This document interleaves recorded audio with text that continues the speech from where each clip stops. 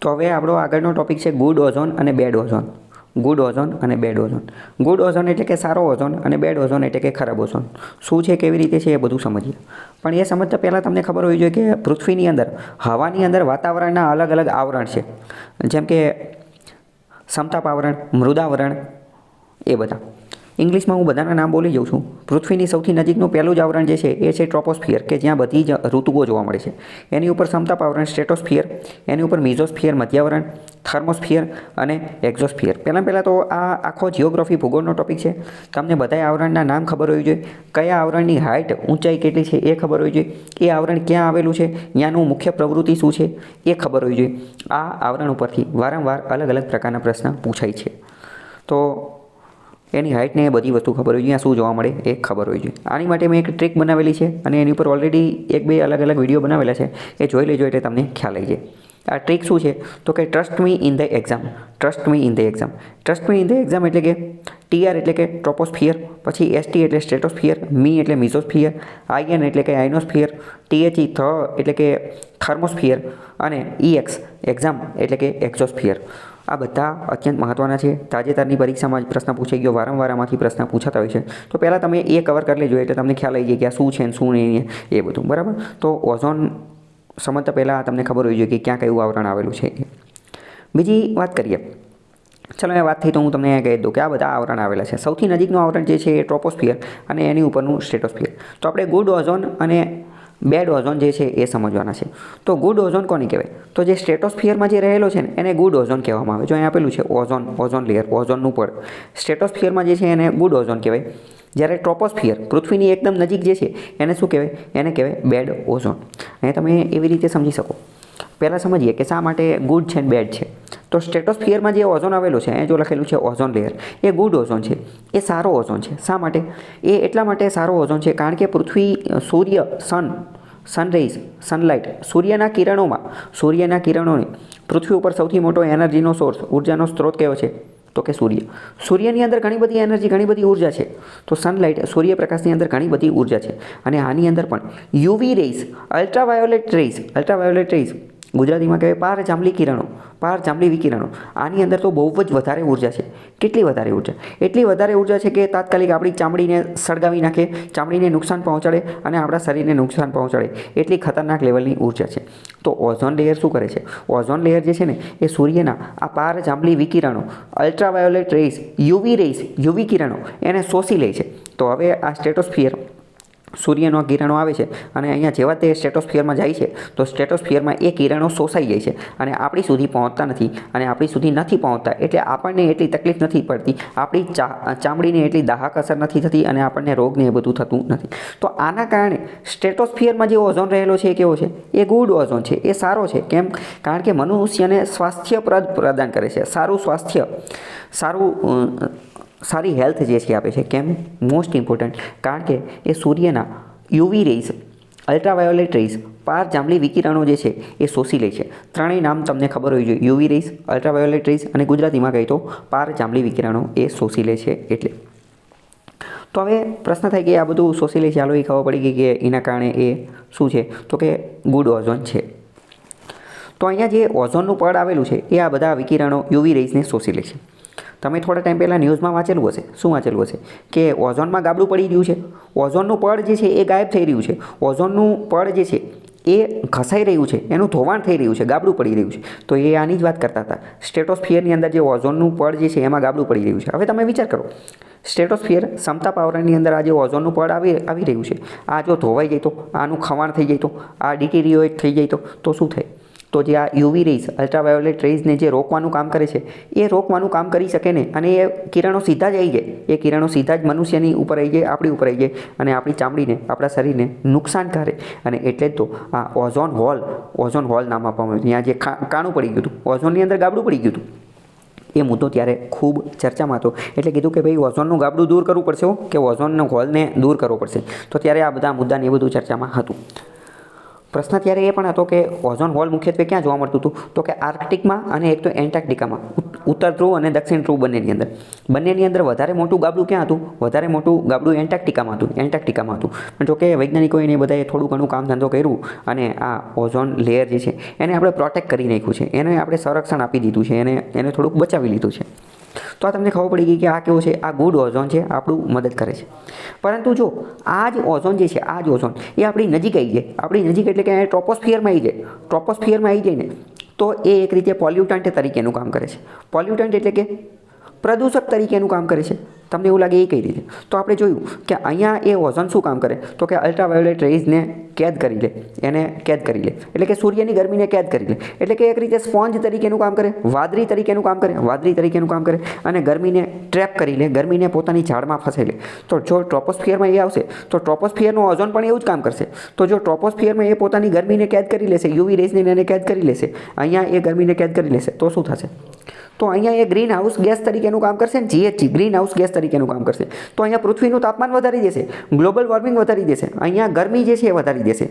કેમ? કારણ કે એ તો સ્પોન્જ જેવું કામ કરે છે, તો અહીંયા પણ એ ગરમી વધારવાનું કામ કરશે. એટલે અહીંયા જો એ ઓઝોન આવી જશે તો આપણી માટે નુકસાનકારક છે.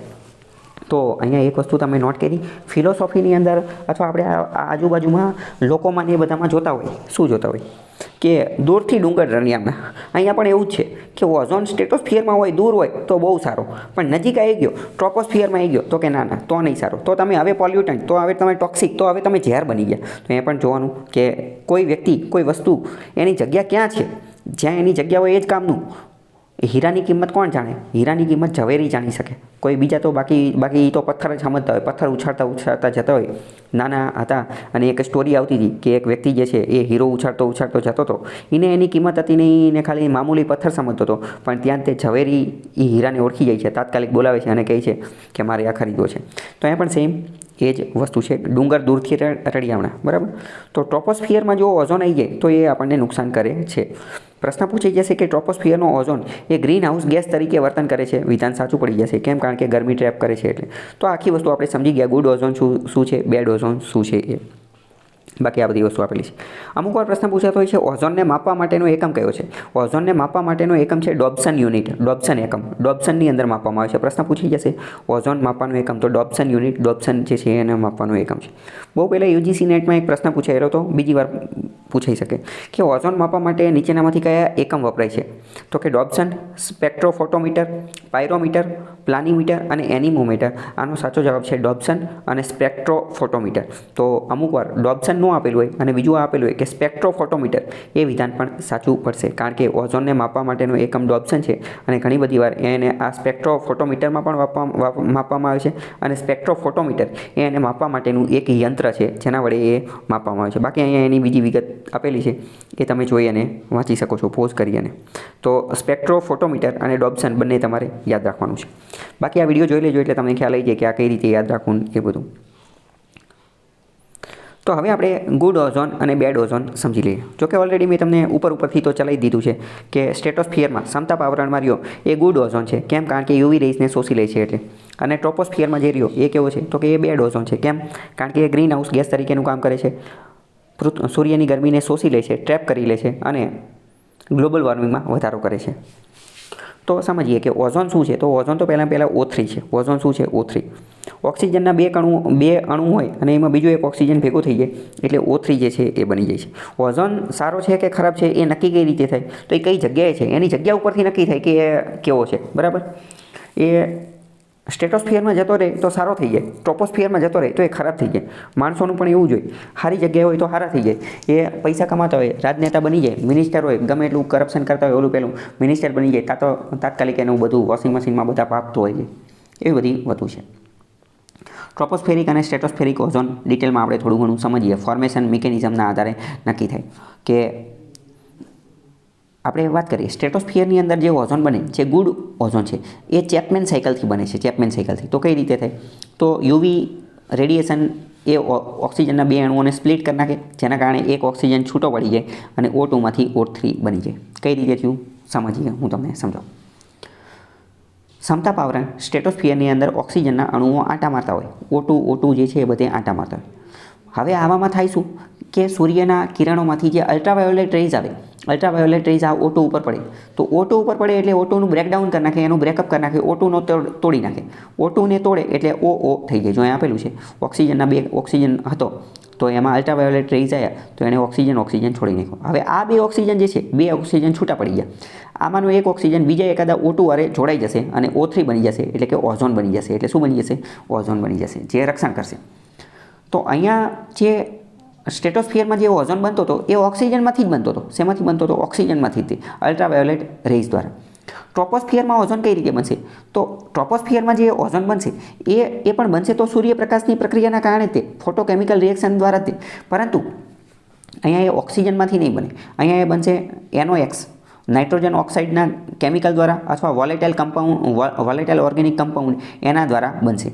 ફોટોકેમિકલ સ્મોગની અંદર એ મહત્ત્વનું યોગદાન આપે છે. મોસ્ટ ઇમ્પોર્ટન્ટ, સમતાપાવરણ સ્ટ્રેટોસ્ફિયરમાં જે ઓઝોન બનતો હતો એ અલ્ટ્રાવાયોલેટ રેઝના કારણે બનતો હતો. ટ્રોપોસ્ફિયરમાં જે બને છે એ કોના કારણે? NOx, નાઇટ્રોજન ઓક્સાઇડ અને VOC, વોલેટાઇલ ઓર્ગેનિક કમ્પાઉન્ડ અને સનલાઇટ એના કારણે બને છે. કઈ રીતે બને? તો આપેલું છે NO2, નાઇટ્રોજન ડાયોક્સાઇડ હોય એમાં અલ્ટ્રાવાયોલેટ રેઝ બને તો શું થાય? આ NO2નું બ્રેકડાઉન થઈ જાય, NO અને O આવી રીતે છૂટા પડી જાય. આ ઓક્સિજન અલગ છૂટો પડ્યો એ O2 હારે ભેગો થઈ અને O3 ઓઝોન જે છે એ બને છે. એ નીચે બધું આપેલું છે. શું એ બધું? જો સ્ટ્રેટોસ્ફિયરની અંદર હાર્મફુલ UV રેઝ જે છે એને એબ્સોર્બ કરી નાખે, એને શોષી લે અને એના કારણે એક રીતે પૃથ્વી ઉપર થર્મલ બેલેન્સ, તાપમાનની દ્રષ્ટિએ સમતોલન જાળવવાનું કામ કરે. તો એ વાત પણ સાચી છે. વિધાનમાં આ વાક્યમાં પૂછાઈ જશે, સ્ટ્રેટોસ્ફિયરનો ઓઝોન પૃથ્વી ઉપર તાપમાનના નિયંત્રણમાં મદદ કરે છે. વિધાન સાચું પડી જશે. ટ્રોપોસ્ફિયરનો શું છે? તો એ તો અહીંયા જોયું કે ટ્રોપોસ્ફિયરમાં ઓઝોન ડાયરેક્ટ નથી આવતો, પણ અહીંયા એનું કેમિકલ રિએક્શન દ્વારા નિર્માણ થાય છે, નાઇટ્રોજન ડાયોક્સાઇડ, સલ્ફર ડાયોક્સાઇડ અને એ બધાના કારણે. એટલે એ સેકન્ડરી પોલ્યુટન્ટ છે, મનુષ્યના સ્વાસ્થ્યને નુકસાન કરે છે ને એ બધું. સ્ટ્રેટોસ્ફેરિક સ્કિન કેન્સર થઈ શકે, કેટેરેક્સ, મોતિયો થઈ શકે, શ્વાસને લગતી બીમારી આવું બધું થઈ શકે. અને ગ્લોબલ વોર્મિંગ પણ ટ્રોપોસ્ફિયરના ઓઝોનના કારણે થતી હોય છે. વાત કરીએ good ozone versus bad ozone. Good ozone કયો? તો કે સ્ટ્રેટોસ્ફિયરવાળો. બેડ ઓઝોન કયો? તો કે ટ્રોપોસ્ફિયરવાળો. શા માટે ગુડ ઓઝોન સ્ટ્રેટોસ્ફિયરવાળો શા માટે છે? તો કે બાયોલોજિકલી એક રીતે આપણા DNAને બચાવે છે UV ડેમેજથી. અલ્ટ્રાવાયોલેટ રેઝ, સૂર્યના પારજાંબલી કિરણો જે છે એ મનુષ્યના DNAને નુકસાન પહોંચાડે છે. મનુષ્યનું DNA કે જે એક રીતે આપણું મુખ્ય પ્રોટીન છે, એમિનો એસિડ નામનું મુખ્ય પ્રોટીન છે, ડીઓક્સીરિબોન્યુક્લિક એસિડ, એની સામે શિલ્ડ તરીકેનું કામ કરે છે. કોણ? ઓઝોન. પર્યાવરણની દ્રષ્ટિએ જોઈએ તો ફાઇટોપ્લેન્કટન જે છે એનું પણ રક્ષણ કરે છે. કારણ કે જો ઓઝોનની વધારે ઉર્જા ધરાવતા કિરણો નીચે આવી ગયા, અલ્ટ્રાવાયોલેટ રેઝ જો એકદમ નીચે ટ્રોપોસ્ફિયરમાં આવી ગયા તો શું થશે? ફાઇટોપ્લેન્કટન જે છે એનો ગ્રોથ થઈ શકશે ને એ બળી જશે અને ન્યુટ્રિશનને એ બધામાં લોચા પડશે. ક્લાઇમેટની અંદર વાત કરીએ તો ક્લાઇમેટની અંદર આપણે જોયું કે એ થર્મલ રેગ્યુલેશન, તાપમાન જાળવવામાં, તાપમાનનું નિયંત્રણ જાળવવામાં એ બધામાં પણ મદદ કરે છે. તો એટલે એ ગુડ ઓઝોન છે. હવે બેડ ઓઝોન શા માટે છે? તો એના કારણે એક તો પહેલાં એ ગ્રીન હાઉસ ગેસ છે. ગ્રીન હાઉસ ગેસ છે એટલે એ હીટને ટ્રેપ કરી લે છે, એટલે ગરમી વધારી દે છે, એટલે ગ્લોબલ વોર્મિંગ કરી નાખે છે. ઘણી બધી આના કારણે અસ્થમા થઈ શકે છે, ફેફડા, લંગ ડિસીઝ, ફેફસાના રોગ જોવા મળે છે, અસ્થમા, શ્વાસને લગતા રોગ જોવા મળે છે. એગ્રીકલ્ચરની અંદર જે છે એ જોયું ફોટોસિન્થેસિસ ઘટાડી દે છે. ફોટોસિન્થેસિસ ઘટાડે છે. અહીંયા આપણે જોયું ફાઇટોપ્લેન્કટનનો ગ્રોથ જે છે એ પણ ઘટાડી દેશે. તો ફોટોસિન્થેસિસ ઘટાડશે એના કારણે રાઈસ, વ્હીટ, કોટન એનો યીલ્ડમાં પણ ઘટાડો થશે. ઇન્ફ્રાસ્ટ્રક્ચરની અંદર પણ વાંધો પડશે. તો આ બધી વસ્તુ તમને ખબર હોવી જોઈએ. નીચે ડાયાગ્રામ આપેલો છે, તમે જોઈ શકો છો. હવે આના આધારે આપણે થોડા MCQ જોઈએ. પહેલું એવું કહે છે કે ટ્રોપોસ્ફિયરિક ઓઝોન જે છે એ મુખ્યત્વે કોના દ્વારા એનું નિર્માણ થાય છે, એનું ફોર્મેશન કોના કારણે થાય છે? ન્યુટ્રલ ઓક્સિજન અને ફોટોલિસિસ, NOx અને VOC રિએક્શન અંડર સનલાઇટ. તો બીજો જવાબ સાચો છે. નાઇટ્રોજન ઓક્સાઇડ અને VOC, વોલેટાઇલ ઓર્ગેનિક કમ્પાઉન્ડ કે જેની સૂર્યપ્રકાશની હાજરીમાં ઓઝોનનું નિર્માણ થાય છે, બીજું સાચું છે. વોલ્કેનિક સી સ્પ્રે આ બધું ખોટું છે. બધું આપણે ઓલરેડી સમજી ગયા છે. ઓઝોન લેયર જે છે એ મુખ્યત્વે ક્યાં જોવા મળે છે? તો ઓઝોન લેયર આપણે જોયું કે સ્ટ્રેટોસ્ફિયરની અંદર જોવા મળે છે. જવાબ આવશે સ્ટ્રેટોસ્ફિયર. પણ હવે પ્રદૂષણના કારણે ટ્રોપોસ્ફિયરની અંદર પણ જોવા મળે છે, પણ મુખ્યત્વે ક્યાં? મેઇનલી સ્ટ્રેટોસ્ફિયરની અંદર, સમતાપાવરણની અંદર. ઓઝોન ડેપ્લિશન, ઓઝોનનું જે ધોવાણ, ઓઝોનમાં જે ઓઝોન હોલ, ઓઝોન ગાબડું પડી રહ્યું છે એનું મુખ્ય કારણ શું છે? એનું મુખ્ય કારણ છે ક્લોરોફ્લોરોકાર્બન. એની માટે એટલે તો ક્લોરોફ્લોરોકાર્બનને અટકાવવા માટેની એક કન્વેન્શન, સંમેલન થયું હતું અને કીધું હતું કે ક્લોરોફ્લોરોકાર્બનનો ઉપયોગ બંધ કરવાનો આવશે. ક્લોરોફ્લોરોકાર્બન મુખ્યત્વે એસીની અંદર, રેફ્રિજરેટરની અંદર, ફ્રીજમાં આ બધામાં વપરાતું હોય છે. ટ્રોપોસ્ફેરિક ઓઝોન જે છે એ કઈ એનું મુખ્ય કાર્ય શું છે? તો એ કુલિંગ એજન્ટ તરીકે વર્તે છે, એટલે કે ટ્રોપોસ્ફેરિક ઓઝોન ઠંડી પ્રદાન કરવાનું કામ કરે છે. તો વિધાન ખોટું છે. બીજું, ગ્રીન હાઉસ ગેસ તરીકે વર્તન કરે છે. તો કે આ વાત સાચી છે. કેમ? કારણ કે એ હીટને ટ્રેપ કરી અને ગરમી પ્રદાન કરવાનું કામ કરે છે. હકીકતમાં પહેલાં કરતાં વિરોધી, એ ઠંડીને ગરમી પ્રદાન કરે છે. પ્રાઇમરી પોલ્યુટન્ટ છે. તો એ વિધાન ખોટું છે. પ્રાઇમરી ક્યાં છે? સેકન્ડરી છે. નોન ટોક્સિક ગેસ એ ખોટું છે, ટોક્સિક ગેસ છે. નીચેનામાંથી કયું સ્ટેટમેન્ટ સાચું છે? સ્ટ્રેટોસ્ફેરિક ઓઝોન જે છે એના કારણે સ્મોગ જોવા મળે છે.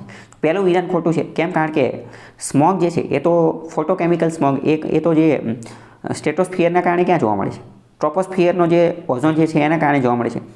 ટ્રોપોસ્ફેરિક ઓઝોન જે છે એ protect earth from UV rays, પૃથ્વીને યુવી રેઝથી, અલ્ટ્રાવાયોલેટ રેઝથી બચાવવાનું કામ ટ્રોપોસ્ફેરિક ઓઝોન કરે છે. વિધાન ખોટું છે. કેમ? કારણ કે આ કામ તો સ્ટ્રેટોસ્ફેરિક ઓઝોન કરે છે. હકીકતમાં એ અને બી આ બંને વિધાન કેવા છે? આ બંને વિધાન ઇન્ટરચેન્જ કરી નાખેલા છે. ઇન્ટરચેન્જ. એક્ઝામની અંદર તમારી યારે આવો ખેલ થઈ જશે, આવી ગેમ તમારી સાથે રમી જશે. તો આ તમારે યાદ રાખવાનું. સ્ટ્રેટોસ્ફિયરનો ઓઝોન જે છે એ અલ્ટ્રાવાયોલેટ રેડિયેશન જે છે કે જે હાર્મફુલ છે એને એબ્સોર્બ કરી નાખે છે, એનું શોષણ કરે છે. સી વિધાન સાચું છે. કારણ કે અલ્ટ્રાવાયોલેટ રેડિયેશનનું એબ્સોર્બ કરવાનું કામ સ્ટ્રેટોસ્ફેરિક ઓઝોન કરે છે. ટ્રોપોસ્ફેરિક ઓઝોન જે છે એ ડાયરેક્ટલી એમિટેડ ફ્રોમ ઇન્ડસ્ટ્રીઝ. તો આ વાત ખોટું છે. એ ડાયરેક્ટલી એમિટ નથી થતો, પણ એનું નિર્માણ થાય છે. નીચે જવાબને એ બધું આપેલું છે. મેઇન્સમાં પણ આના પ્રશ્ન પૂછાય છે. જેમ કે અહીંયા એક પ્રશ્ન આપેલો છે, ઓઝોનનો વાતાવરણમાં રોલ શું છે અને ઓઝોન લેયર એ ચિંતાનો વિષય શા માટે છે? તો આપણે જોયું કે એનું એ મહત્ત્વનું છે. એ અલ્ટ્રાવાયોલેટ રેઝ જે છે પૃથ્વી ઉપર આવે હાર્મફુલ, એને અટકાવે છે અને એના કારણે કેન્સર, કેટરેક્સ ને એ બધું થઈ શકે છે. સૂર્યમાંથી આવતા અત્યંત ઘાતક, સૌથી વધુ ઉર્જા ધરાવતા અલ્ટ્રાવાયોલેટ રેઝ, પારજાંબલી વિકિરણો, એને અટકાવવાનું કામ ઓઝોન કરે છે. ફોટોકેમિકલ સ્મોગનું ફોર્મેશન અને ઓઝોનનો એમાં શું રોલ રહેલો છે એવો પ્રશ્ન પૂછાય છે. તો ફોટોકેમિકલ સ્મોગ એ ઓઝોનના કારણે જ થાય છે, કારણ કે NOx અને VOC સનલાઇટની હાજરીમાં ઓઝોનનું નિર્માણ કરે છે અને એના કારણે આ સ્મોગની રચના થાય છે. અને આ જે ફોટોકેમિકલ સ્મોગ એ લોસ એન્જલસમાં જોવા મળે અને ક્યાં? સમર, ઉનાળામાં જોવા મળે. તો એની ઉપર પણ પ્રશ્ન પૂછાઈ શકે છે. આવો પ્રશ્ન પૂછાઈ ગયો 2012ની અંદર કે ozone cold good up high, ઊંચાઈ ઉપર રહેલો જે ઓઝોન જે છે એ ગુડ સારો છે, જ્યારે નજીકનો ઓઝોન જે છે એ ખરાબ છે. શા માટે? તો આપણે ઓલરેડી સમજી ગયા. ઉપર જે દૂર રહેલો સ્ટ્રેટોસ્ફિયરમાં એ કેવો છે? એ યુવી રેઝને અટકાવે છે, જ્યારે આ નીચેનો જે છે એ ગ્રીન હાઉસ ગેસ છે. ઓઝોન લેયરના ડિપ્લીશન, એના ધોવાણ માટે કયા કેમિકલ જવાબદાર છે? તો chlorofluorocarbon CFC, hydrochlorofluorocarbon, halons, methyl bromide, nitrous oxide, આ બધા એના ગાબડા માટે જવાબદાર છે, એનું ધોવાણ માટે જવાબદાર છે. બીજો એક પ્રશ્ન પૂછે કે એલો તો કે નીચેનામાંથી કયો પોલ્યુટન્ટ જે છે, કયો પોલ્યુટન્ટ કે જે શોર્ટ લિવ્ડ, ટૂંકા ગાળા માટે છે અને એ ઓઝોન માટે? તો કે black carbon, methane, tropospheric ozone, આ બધા ટૂંકા ગાળા માટે વાતાવરણમાં રહેવાવાળા પોલ્યુટન્ટ છે. Black carbon, methane, tropospheric ozone. Tropospheric ozone એ ટૂંકા ગાળા માટે રહે, સ્ટ્રેટોસ્ફિયરવાળો લાંબા ગાળા માટે રહે. તો આવા પ્રશ્ન પૂછાઈ શકતા હોય. આ બધાના આધારે ખબર પડી ગઈ છે કે જો કેટલા બધા દરેક વર્ષે ઓલમોસ્ટ ક્વેશ્ચન પૂછાયેલો છે. તો આ ટોપિક અત્યંત મહત્ત્વનો છે. તો અહીંયા આપણું પેપર સોલ્યુશન પણ પૂરું થાય છે અને બધું આપણે ડિટેલમાં જોઈ લીધું છે. બીજો કોઈ ડાઉટ હોય તો તમે કમેન્ટની અંદર લખી શકો છો. બાકી તમે કોઈ પણ પરીક્ષાની તૈયારી કરતા હોય તો એના પેઇડ અને લાઈવ લેક્ચર અહીંયા આયોજન કરવામાં આવે છે. પેઇડ કોર્સ પણ તમે ખરીદી શકો છો, રેકોર્ડેડ બેચ પણ ખરીદી શકો છો. મટીરિયલ સાથે, PDF સાથે તમને બેચ જે છે એ મળી જશે. અને લાઈવ કોર્સ તમારે એનરોલ થવું હોય તો એમાં પણ તમે એનરોલ થઈ શકો છો. એની માટે કમેન્ટ કરી શકો છો કે ફોન કરી શકો છો.